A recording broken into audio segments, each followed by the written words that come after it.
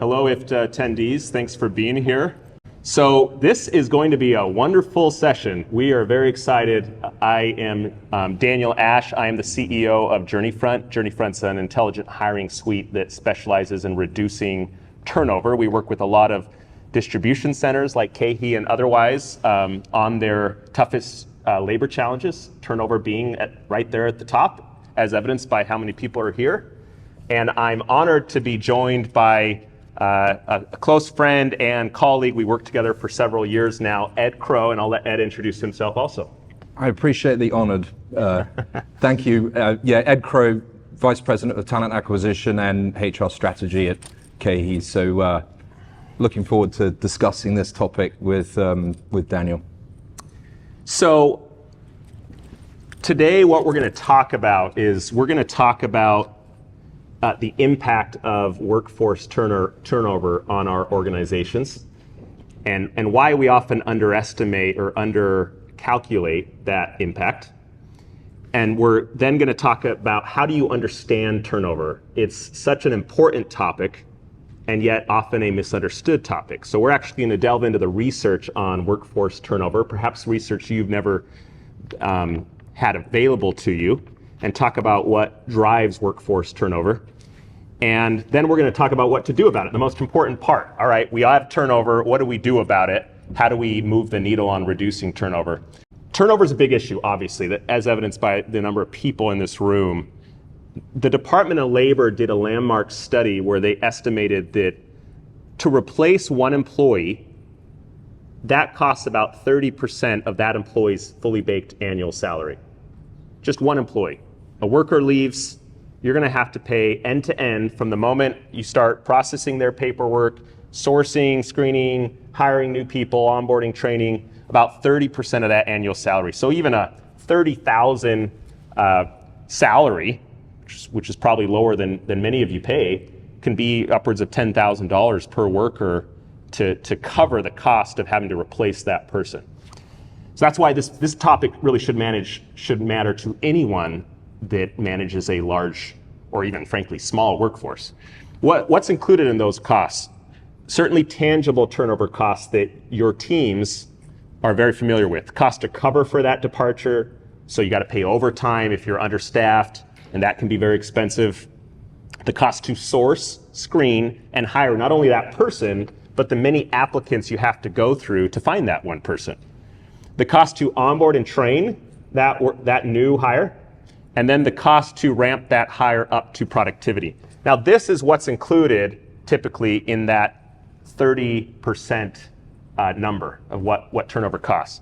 The reason, for those of you who've dove into the research, you may see numbers that are higher than this, 50%, 100%, 200% of a hire's annual salary, is because there's all sorts of other costs that can be quantified in different ways that go above and beyond the cost there on the left side. So the impact that turnover has on sales and customers, meeting deadlines, meeting your shipping requirements, et cetera. The impact that turnover has on other workers. Research has found when one person turns over, it influences those around them who are now more likely to turn over. That's why you'll see it come with a flurry of one person leaves, then more people leave.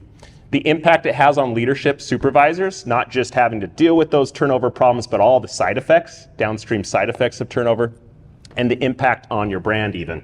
You know, it only takes a few bad hires to go out there and post a review on Glassdoor, and now you got a reputation for being a horrible place to work, even though maybe you did nothing wrong, you just hired the wrong person, right? Who's often more likely to complain. So obviously can impact your brand as well. Just to help you realize this maybe at a deeper level, what I have here is a table that shows you what the annual cost of turnover would be for a 200-person department.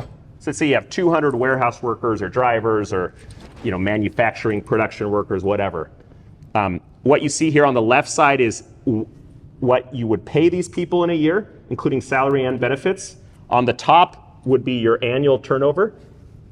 And what you have here is a breakdown of, depending on what you're paying these workers and what the turnover rate is with these workers, this is what turnover is costing you annually.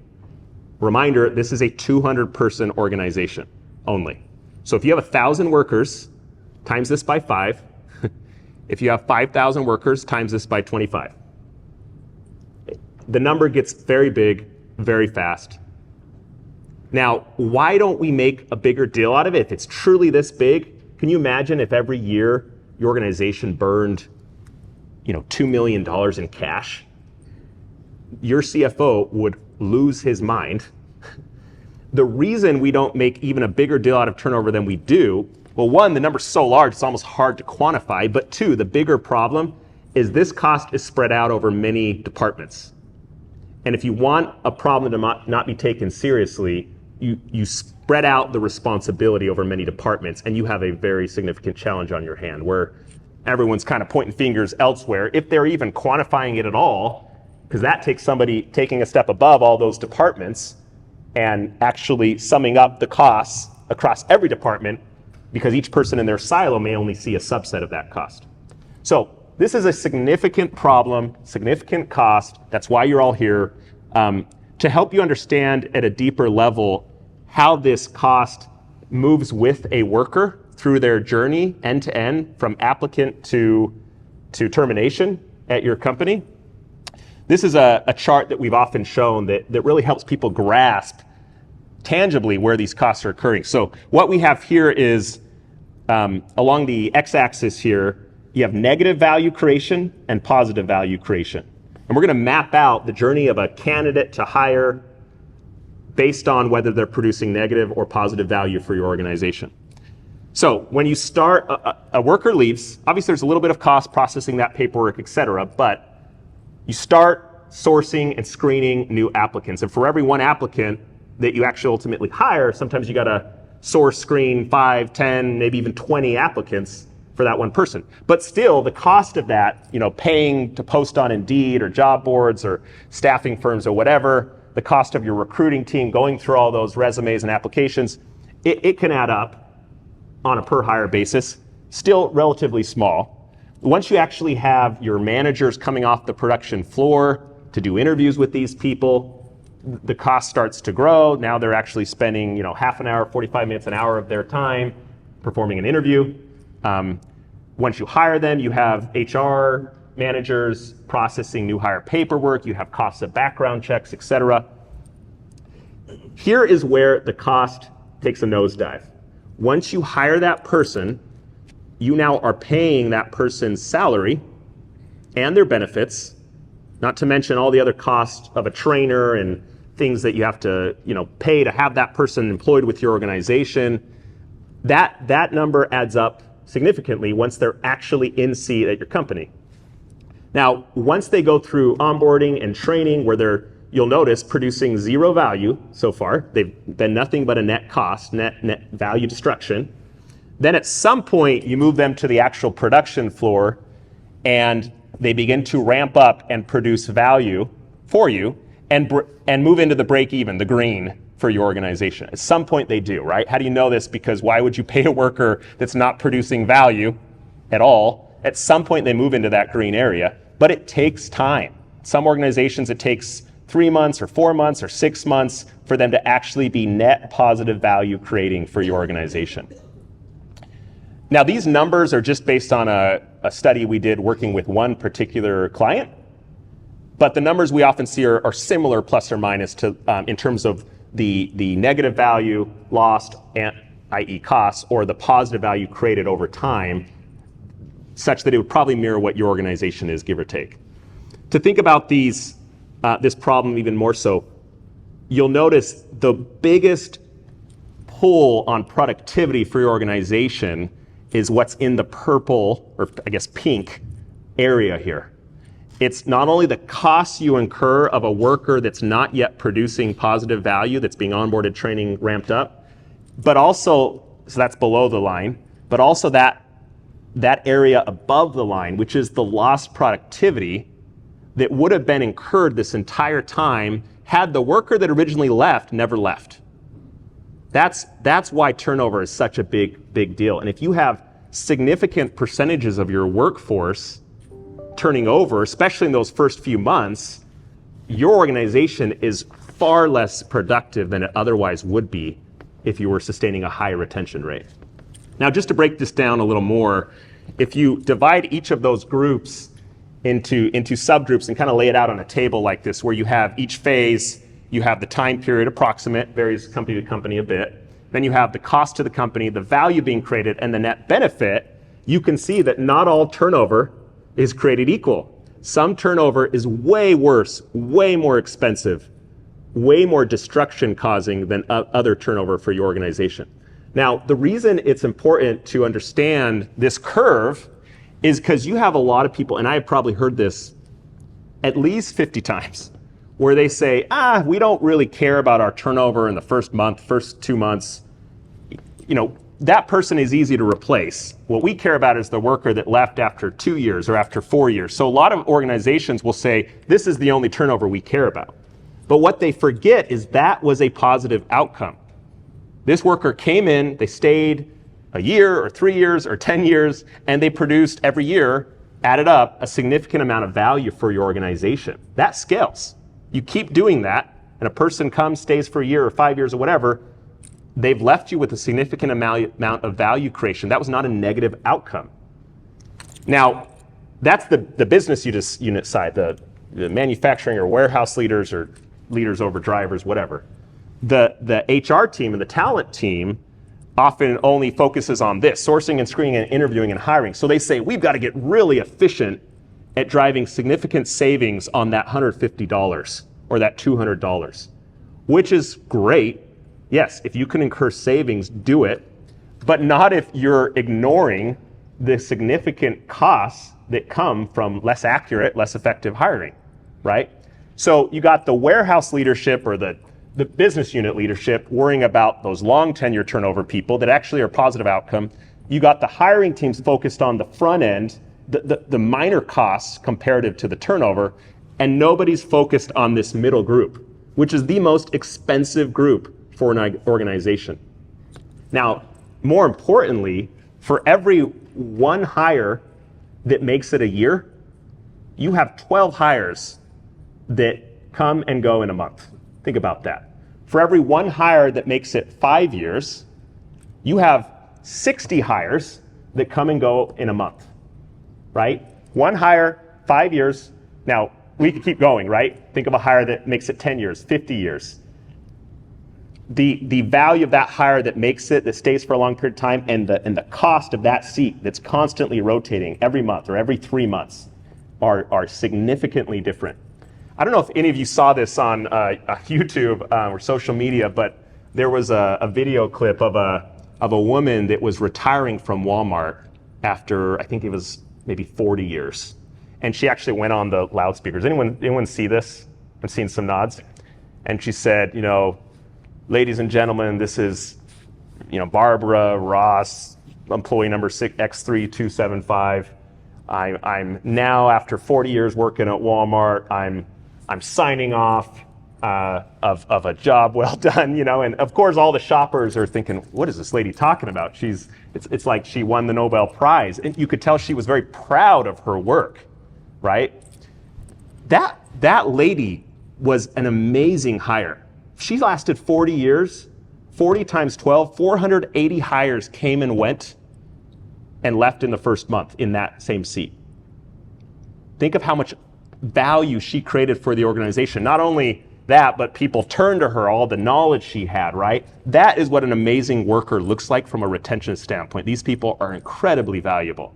And that's why, if you can focus your effort on reducing the percentage of people that leave in that first month, first 2-3 months, and instead, just every once in a while, hire a person that makes it 5 years, or 1 year even, or 10 years, or 20 years, that turnover rate can start to go down significantly over time.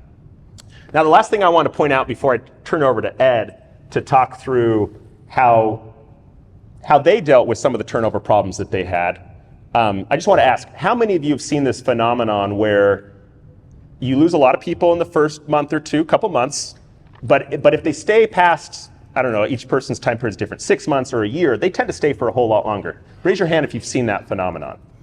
All right, it's about 70% of the crowd here. So this is a problem that we've all faced, right? So I'm gonna turn over to Ed to talk about how KeHE surfaced this problem, and we'll keep going. Yeah, no, thank you. Interesting enough, our turnover problem, I think, began from something good. And really through COVID, we saw significant sales growth. So we had to hire people to meet that demand. I think the problem is we rushed to hire to meet the demand, and we began to lose people. And we saw significant turnover in the first year and even months into the job. And I joined KeHE in the middle of COVID, when we started to kick this off, and it shocked me even. And I'd been in high volume staffing before. And this actually reminds me, I forgot literally the cost, how much it was costing us. And we worked out it was costing nearly 32 million annually just in our warehouses alone. So we needed to, do something about it. And one thing I'd add there is, I remember this conversation with Ed and other leadership at KeHE, where when we all looked, after going through that exercise and looked at that number, 32 million, and backed in and said, all right, that means that for every 1% improvement in turnover, just 1%, not 20, not 50, 1%, that's saving the organization $320,000, 1%. That's what a big number can do in terms of a cost or savings side of things. Yeah, and then so we fall into this vicious cycle, right? So as turnover happens, we get understaffed, we increase overtime, and then it leads us to be even more desperate to hire people and to fill those empty spots. And I think this led to us sort of lowering the bar. Again, this was a good 3 years ago. And it made the problem worse, right? And then you get into a rinse and repeat situation. So we had to work out a way to reverse this cycle and move to this more virtuous cycle where we could be more selective in hiring, leading to productivity gains, greater retention, through sort of increased selectivity in the hiring. And I'll never forget, just for what it's worth, KeHE had created this VP of talent role, and when I joined, and I joined for a much bigger company, and they were, a lot of the leaders were like, well, we've invested in this role, and this guy's going to come and help fix our staffing and hiring and retention problems. And I'm sort of looking around thinking, who are they talking about? And it was me. But so I'm glad we got together with Daniel and the team and really started digging into it. But I'll tell you a bit more about how we did this. Great. So that's an example of how KeHE came to terms with the problem before them and how it was impacting things. We wanted to talk about now, regardless of the nature of your turnover, how that's impacting you from a cost standpoint, the trend of it all, et cetera. How do you, whatever your situation, understand turnover in a more holistic sense, maybe a more research-backed sense? Everyone and their dog has an opinion about turnover, right? You can ask anyone, because any opinions are easy. Opinions aren't hard to come by these days, right? But how can we understand it from a more sophisticated, informed standpoint? The problem is we often oversimplify turnover. I think when I say turnover is complicated, I think a lot of people in the room say, yes, we agree. I usually get a lot of head nods to that comment. But we oversimplify this all the time. And if you don't, your colleagues, I guarantee, are oversimplifying this. And you've all seen this before. So let me give you a real example. Finish this statement. People don't leave jobs, they leave managers or bosses, right? This is an example of something that's passed from person to person on social media all the time. Turnover is not due to the job, it is due to the boss or the manager. That is an example of a gross oversimplification of turnover. It's also not very nice. If you're the manager, you're dealing with a multifaceted problem, and everyone probably has never even seen the research. They look beyond all that complexity and they say it's your fault, right? Not cool.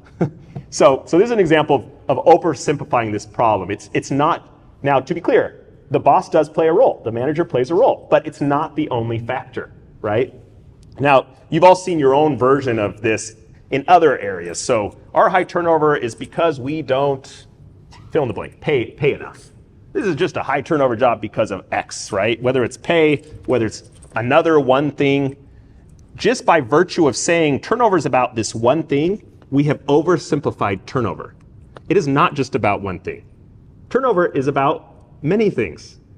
And if you take an overly simplistic approach to solving a complex problem, it can often create more problems than it's worth, right? That's an example of, like, I was in a room 2 weeks ago engaging with some executives at a variety of healthcare organizations, and I asked them, how many of you have an active turnover initiative right now? And they all raised their head, and I said, and what are you focused on right now? And sure enough, all of them said manager training, which again, yes, managers play a role, but the reason they went there is because of these sayings that get repeated about turnover, suggesting that it's just about this one thing, right? So turnover is complex. What we wanted to share with you is the largest research study ever done on workforce turnover and what causes it. And what they did is they took hundreds of individual studies across academia and industry, and they compiled that into a meta-study which summarized not only what are all the drivers of turnover, where we have tangible evidence of anywhere from 1 to 50 plus studies that this thing impacts turnover, and across all those factors, if we try to compare them apples to apples, how do they differ in their impact that they have on turnover? So that's what we're going to dive into. So drivers of workforce turnover, they found that there were 3 types of drivers of turnover. First, drivers that are associated with the market-related drivers. Has nothing to do with the company. It's just about what's going on in the market. And if you've been managing people over the last 5 years, you have been through multiple swings of the market that have impacted turnover one direction or another. So you are the leaders in the trenches that are very aware that market forces can impact turnover. Job-related drivers. So independent of the market, aspects of the job or the environment can also impact turnover. And then person-related drivers. Independent of the market, independent of the job or the environment, there are things just about the person that can impact turnover. So let's talk about each. We're going to map these out on the y-axis here from low magnitude, which is closer to 0, but it still impacts turnover, to the higher you go on that y-axis, top of the slide, the stronger of a driver that thing is on turnover, meaning that factor plays a more significant role in causing turnover swings, one way or the other. So the first thing you would often think when it comes to market-related, the options, the amount of options a worker has. If they can easily go across the street and find 5 other jobs like the one they're currently in, the more alternatives they have, the more turnover goes up. The red there in the circle means this is a driver of turnover. It causes turnover to go up. Having lots of options causes turnover to go up. Luckily, it's in the middle of the pack, you'll notice. It's not at the top. There are things you can do from a company standpoint to mold the job, to mold the environment, that in some cases can have a greater impact. So things like the rewards you offer, the positive job climate, the positive leadership. Like I said, I'm not saying that leaders don't have an impact on turnover. They can. Job security, these are all green, which means as those things are present or increase, turnover goes down. It's good for reducing turnover. And then there's a host of other things, recognition, fairness, pay, relations, even the workload that they have. So these are all drivers that have nothing to do with the market. They're just about the job and the environment. But notice that we're still missing another huge part of the equation, which is the person that's actually doing the turnover. For some reason, when it comes to performance, we always think, yeah, performance is about the person, right? There's nobody that says, if we have a strong performer, the person had nothing to do with that performance. We all kind of get that, there are characteristics that make a strong performer, but we forget this about the turnover. There are characteristics that make somebody more likely to stay or turn over. So things like how satisfied, believe it or not, a person is, generally speaking, with their career is the strongest driver of retention. In this case, green leads to reduction in turnover. How they cope with stress and the workload, how committed they are to their career. These are all things, and notice none of these things have anything to do with the job. If there's no better example that the person and their characteristics drives turnover. It's that things that have zero to do with the job are not only drivers of retention, but strong drivers of retention. One of my favorites, worker job fit, the extent to which the worker fits the job, this is a strong driver of retention, green. And then other things, organizational commitment, how satisfied they are with job performance, internal motivation, and so on. The point is, notice how many factors related to, or drivers of turnover are person related, right? Notice how many drivers are above the red line. The red line here shows the market force of alternatives, right? There's a lot of things you can do that are in your control or in the worker's control to drive retention improvements or turnover reduction that have nothing to do with the market. So that's the good news today. There's a lot that is in your control. And all these things are independent of one another, right? But the biggest point from this slide is there's a lot of factors. It's not a simple thing. There are many things that cause turnover. So given that fact, given that there's many things that cause turnover, the key for you is to figure out what's causing yours, right? Every company has been dealt a different hand. Even if you're all managing, let's say we took 5 leaders whose organizations look very similar, maybe they're all managing warehouse workers or whatever. You're all in different geographies, you have different cultures, different pay structures, different environments, you're hiring different kinds of people. You all have dealt a different hand in terms of the strengths you have going in terms of your ability to drive retention and the weaknesses you have. So that's why it's a custom thing for each organization in terms of trying to figure out what's causing your turnover.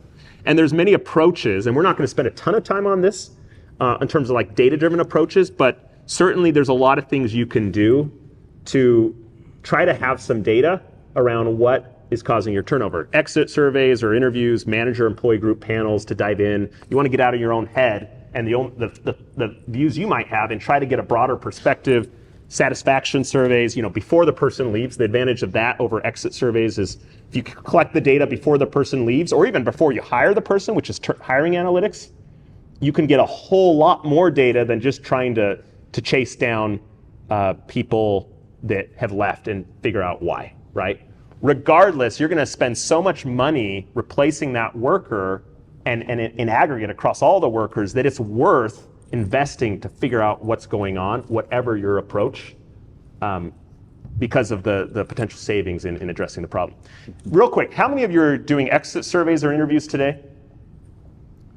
Great, maybe 30, 40%. Manager-employee group panels to diagnose the problem, maybe 10%. Job satisfaction experience surveys, 20%. Hiring analytics, looking at hiring, 2%. Aha!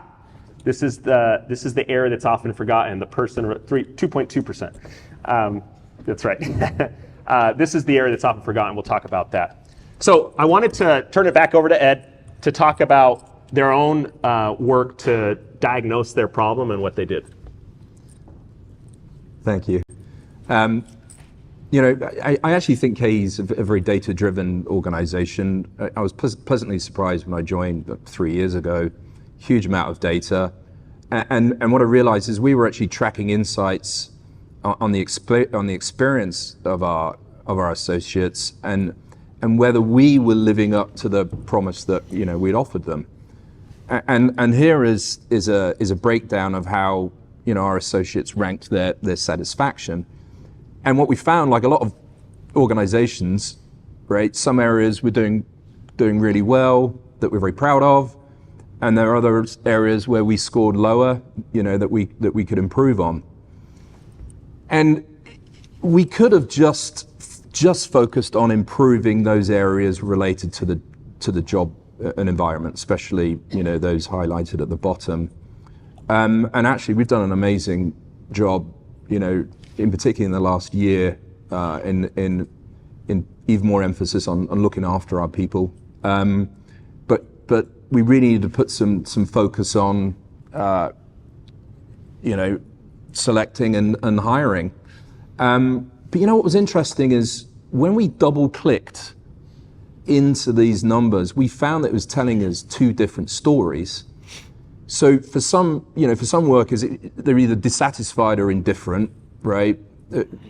about the job, or at least indifferent about the job, but others were really satisfied about the job. What was interesting, it was across the same dimensions, right, as you can see on there. And again, we could have just focused on, a way to change the job and the environment, or we put some focus on hiring people that, who were satisfied. So we decided to put focus on improving our ability to hire people, they'll be more likely to stay and be satisfied. So we thought this data set was really interesting. So we're going to come back to Ed and what they did specifically, but no matter what your own conclusions are that you draw, deciding what to then do about it is going to hopefully come into the equation. That's what really matters the most, right? And that's going to depend on what kind of things are causing your turnover. If it's market related or job or person related, the bulk of your turnover, right? All these things are at play to some degree, but what's causing the bulk of it? Now, we recommend approaches driven by the source of the turnover. So if it's market related, don't try to change the market. You're just gonna have to adapt to this. And there's different ways to do that. If it's person related, yes, hire for it. Many a screening plan or screening process is built around screening for people's likelihood of performance. Screen for people's likelihood of retention, right? Just give you a quick anecdote about this. I remember working with, or talking to an executive we were working with around hiring of cashiers. And I remember they had like an intelligence test that these poor cashiers had to take. And I remember thinking that's really odd because one, a lot of the cognitive function, math or whatever a cashier might have to do has been taken over by technology. But two, if you drew randomly from the population, you could probably find a person that you picked randomly that could do the job of a cashier, but you probably would be harder to find somebody that's willing to do that job for a long period of time. And yet they were occupying key real estate in their hiring process, screening for performance and not retention when they had like a 100% plus turnover rate, right? So hiring for retention is a thing. And if it's job related, it's a little bit more complex, and we're going to get into that. It kind of depends if your factors are job related. So real quick, let's go through each one. So if it's market related, job, person related, that'll drive your strategy. I'm just going to give you a couple high level tips. Like I said, market, as ambitious as you are, even as big as your company might be, you're not going to swing the market. It's such a huge force that involves so many factors beyond your control. You're just going to have to adapt. And like I said at the beginning, your strategy will depend on which kind of market you're in. If you're in an employer-driven market, you have more power. You can be more selective. Options are lower. Maybe a lot of organizations are doing layoffs or not as many people are hiring, so you're going to get an uptick in your retention when you're in an employer-driven market, just generally speaking. But the key is not to get complacent about it. I've seen many an organization that had a turnover initiative and they said, oh, and then a market swing happened. They're like, oh, we're awesome, never mind, right? And then they stopped doing anything. And then when the market turned back, I have a lot of analogies, but I won't use any of them, but they were caught in a predicament because they had not made any progress on all the other non-market related drivers, right? So don't be that person. Independent of the market, if you're in an employer-driven market, you have a little bit more power. Now's the time to build loyalty with your organization, to build the environment, even though you don't have to, which workers will notice, maybe as much as in a candidate-driven market. And the reason you want to do that, and you want to invest maybe even in hiring and being more selective and figuring out what the profile is, both job investments, both person-related, hiring-related investments, is because when it swings back, you're going to have more stuff to lean on from things you've done with the environment, things you've learned and improved from a hiring standpoint. And when it comes to a candidate-driven market where it's suddenly hard, and a lot of you lived through this with COVID, Great Resignation, got really hard there for a minute. If you've really invested, you can have a broader hiring profile. There's a lot of things you can now do that the other organizations won't be able to do. Lastly, regardless of what market you're in, focus on the retention fundamentals. Those drivers I showed you on the prior slide, those are all independent of the market. Those other things you invest in drive improvements in retention, independent of what's going on in the market. So just focus on that is our typical advice. Job related. So this is why it's tricky. I said it depends. There are things you can change in your organization. Onboarding. You can improve onboarding. That's an example. But there's things you can't change. You can't change the location of the warehouse, right? And there's also things you you can change, but you're not willing to change. Like guaranteed, if you pay these workers $1 million a year, retention will go up, but that doesn't mean you're willing to do it, right? So certainly change the things you can change and are willing to change, but you're going to have to hire for the things that you can't change. And be realistic here. Many an organization was overly optimistic in what they thought they could change, and they were wrong, and they didn't see an impact that they had thought they would see. Regardless, track results, and if you can A/B test. Many an organization has just said, all right, let's raise pay everywhere. But the problem is more pay, yes, it attracts the bee. More honey attracts bees. It also attracts flies, right? Greater pay attracts great workers. Also attracts the same old workers that maybe aren't a fit and aren't as stellar, right? So whatever changes you're introducing from a job standpoint, test it. Maybe roll it out in one distribution center first, see if it has an impact, because you never know if that's truly the strongest driver of your turnover or not. Now, person-related, the data I showed you suggests, and we're going to give you a handout here at the end of the conference, or at the end of the session, suggests that the majority of turnover is about the person, just from a quantitative standpoint. So if you have a serious initiative, hiring is going to have to be involved. That's our initiative. That's not saying it's the only thing, but no serious initiative on reducing turnover can't involve hiring. Just like no serious product manager can build a product without taking into consideration who they're building the product for. They don't build a product for everyone, right? They build it for specific people. You cannot satisfy everyone and keep everyone. You have to build an environment and hire people for that specific job and environment. And the principle here is one man's trash is another man's treasure, right? What's great to one person is not great to another person. And that's actually good news, right? You may have a job, you're like, oh, this is a hard job. It's just nature it is. It's not hard for everyone, but a lot of people like the job. They find purpose. Remember that lady at Walmart, that purpose in her voice, and she was just proud of the work she had done. That's an example of one man's trash, that job, that Walmart job that 480 people cycled through was a treasure to her based on her own motivations and her own characteristics. And then structured hiring, data-driven for tracking, that's another recommendation. So I'm going to turn it back to Ed, and he's going to talk about how they went about tackling their turnover. Yeah, it's interesting because as an organization, we really started to discuss how can we cover off traits that correlated with retention, right? So we started measuring things during the application resume stage that correlated with it, retention, as I say.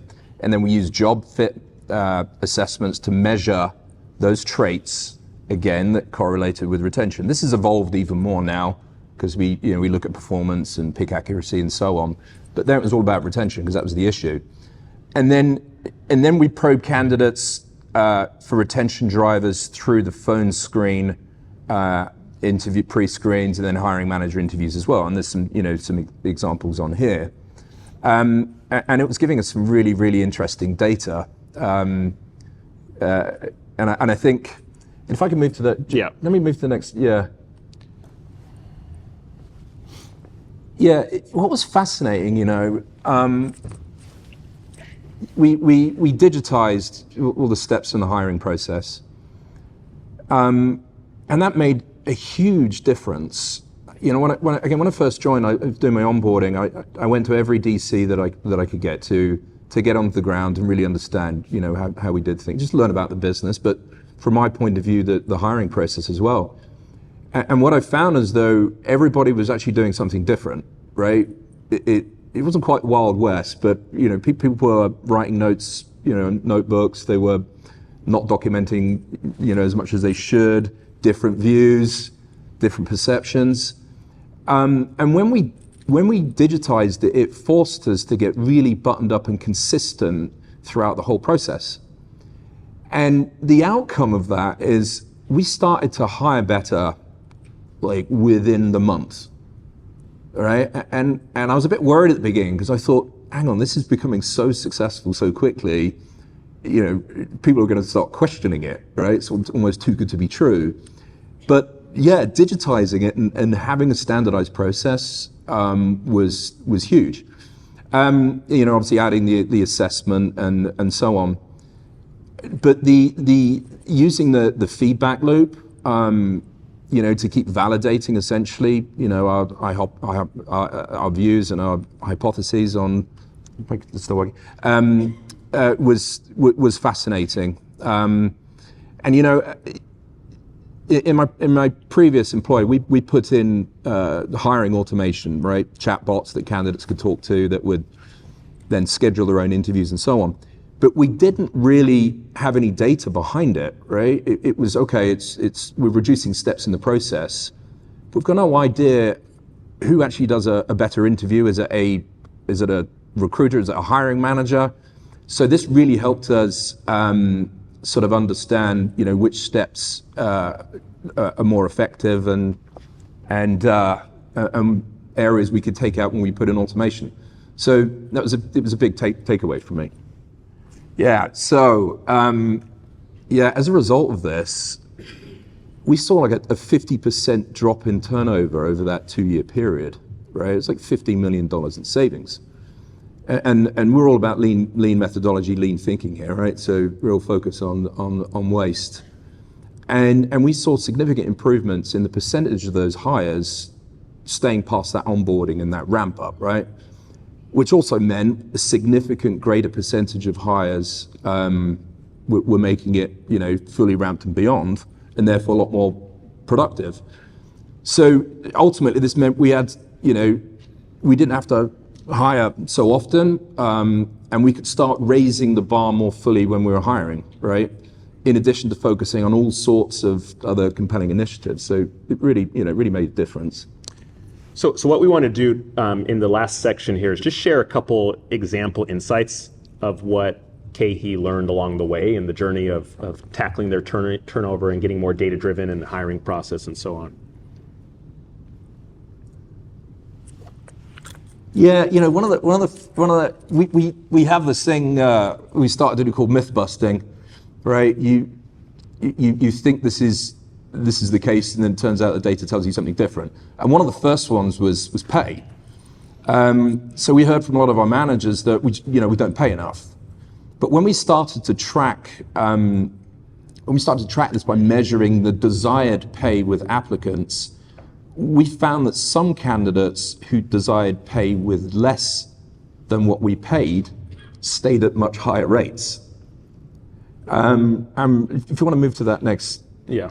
And the other thing was backgrounds of people who were hiring. So when we first started the journey, it was like, okay, we need to be hiring candidates that have worked in food distribution, right? And I would get hiring managers that would say, well, I've just upped my hourly rate. We need to be really selective and just go for people with food distribution.